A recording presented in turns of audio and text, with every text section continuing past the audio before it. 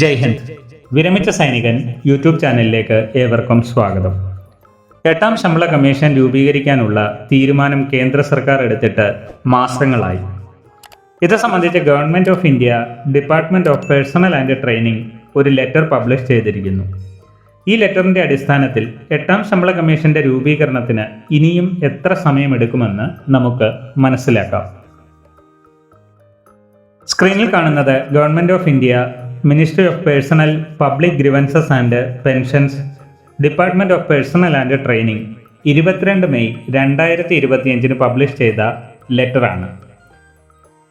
ഇതിൻ്റെ ഹെഡിങ് 8ാം ശമ്പള കമ്മീഷനായി deputy secretary, director എന്നീ പോസ്റ്റുകളിലേക്കുള്ള 4 തസ്തികകൾ നികത്താനായി ഡെപ്യൂട്ടേഷൻ അടിസ്ഥാനത്തിൽ നിയമനം സംബന്ധിച്ച്.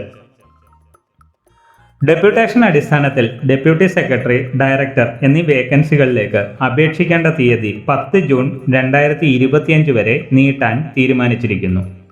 ഇതാണ് ലെറ്ററിൻ്റെ ഉള്ളടക്കം. ഇതിൻ്റെ അടിസ്ഥാനത്തിൽ 8th പേ കമ്മീഷൻ്റെ രൂപീകരണം വീണ്ടും നീണ്ടുപോകാനാണ് സാധ്യതകൾ. കാരണം 10 ജൂൺ വരെ അപേക്ഷിക്കാം. അതിനുശേഷം മെമ്പേഴ്സിനെ തിരഞ്ഞെടുക്കാൻ 1 മാസമെങ്കിലും സമയമെടുക്കാനാണ് സാധ്യത.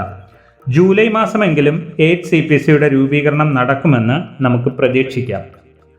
എങ്ങനെയായാലും കമ്മീഷൻ രൂപീകരണത്തിന് ശേഷം കുറഞ്ഞത് 1 വർഷമെങ്കിലും കമ്മീഷന് റിപ്പോർട്ട് സമർപ്പിക്കാൻ വേണ്ടി സമയമെടുക്കും.